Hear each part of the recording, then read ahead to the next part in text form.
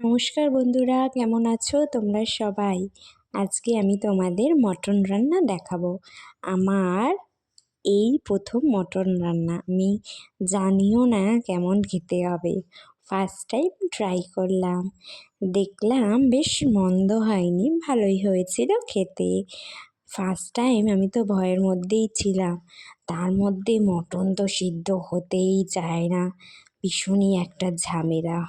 Chicken তো তাড়াতাড়ি হয়ে যায়, কিন্তু মটন, চিকেন যদি রান্না করতে 30 মিনিট লাগে, তাহলে মটন রান্না করতে 1 ঘন্টা 30 মিনিট লেগে যায়। যাই হোক, অবশেষে মটন রান্নার যুদ্ধে আমি জয় হয়ে গেছি। এই দেখো তোমাদের সঙ্গে শেয়ার করছি।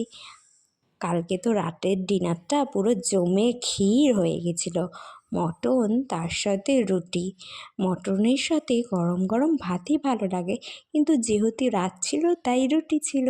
দেখা হচ্ছে পরের ভিডিওতে। Thanks for watching.